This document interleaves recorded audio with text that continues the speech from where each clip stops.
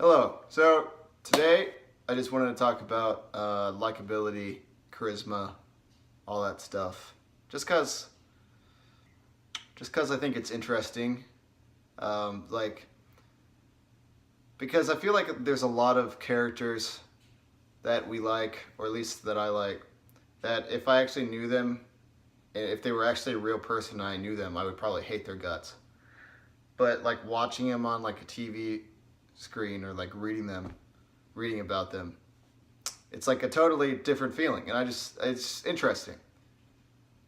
And a lot of it feels like unjust.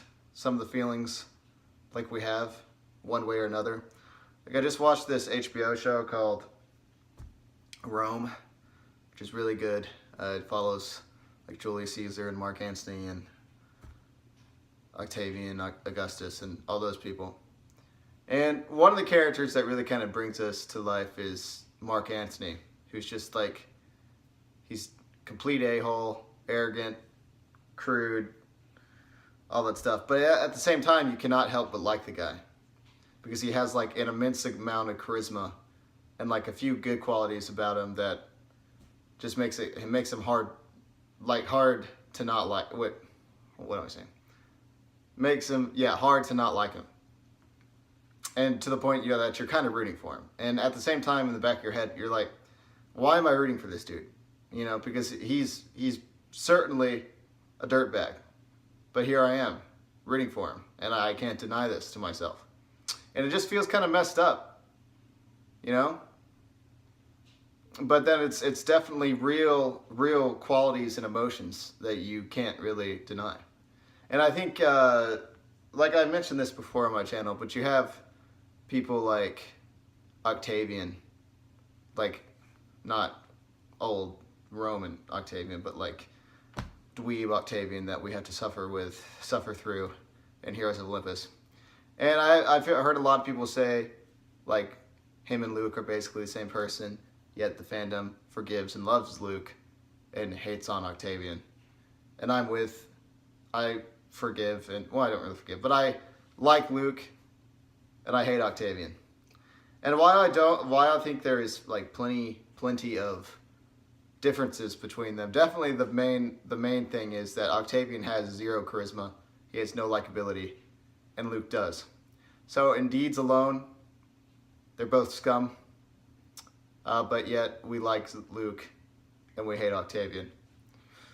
And it's like, I guess the question that I'm really trying to get at is that okay? You know, is it okay to just accept those base emotions, that base truth that we like someone that we shouldn't because they're likable? And really, what is likability, and how much is that? Does that have any stance in morality at all? Or should we force ourselves to pay more attention to the fact that they're an a-hole and force ourselves to not like them? Like, would that be the right thing to do? And I guess there's really no answer to that. It's just interesting how many characters that fall into that category and like what really makes a character stick out.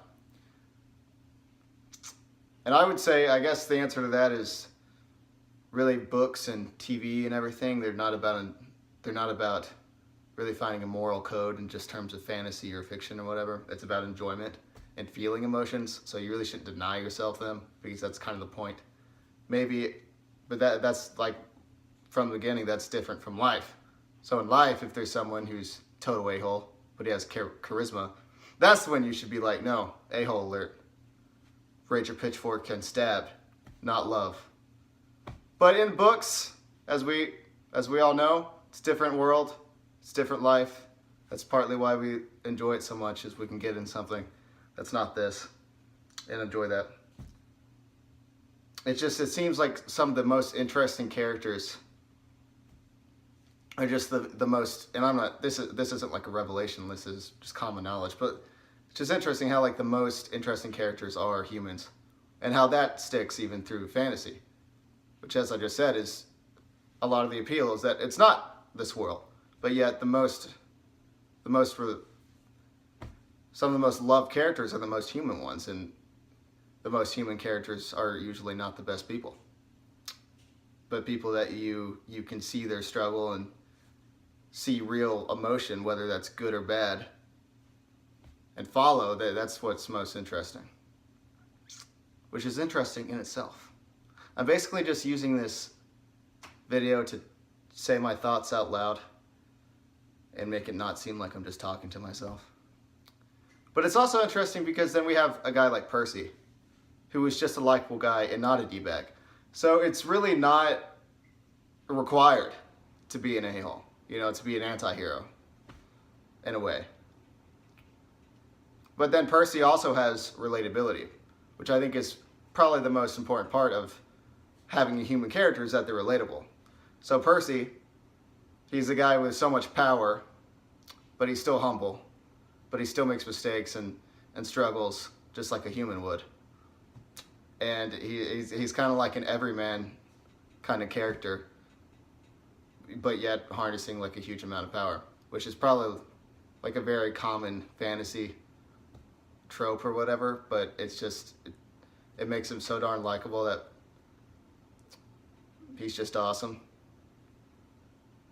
So it's interesting to see like the different types of characters you can find and what makes them likable and what makes them not.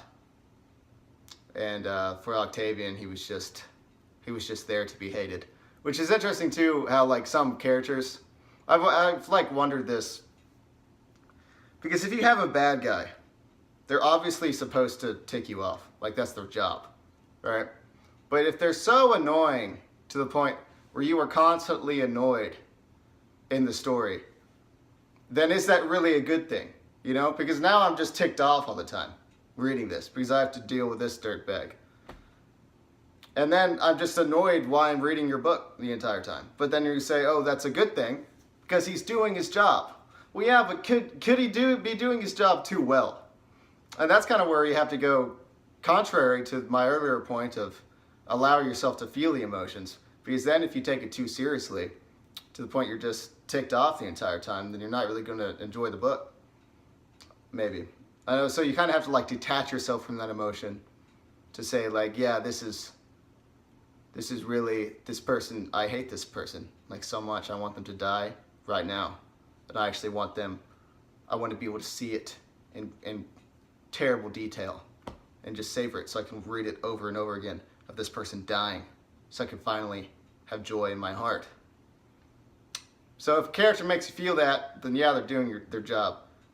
But you gotta have to detach yourself from the hate so you can actually enjoy the book and see, well, yeah, this is just a book character and they're supposed to be making me feel this way. So you don't just go around life being ticked off as well, just thinking about it. So it's really just, man, that's just the thing about books and TV, I guess, is just story in itself. It's just this swirling of emotions that just kind of make you face all these different feelings in one. And it's weird. All right, well, that's pretty much all my thoughts, just my basic musings. Thank you guys for listening. Check out Rome if you're like kind of old, because it's definitely rated R. So yeah, but it's good, I must say. It's very good. So yeah, thank you guys for listening, and have a great day.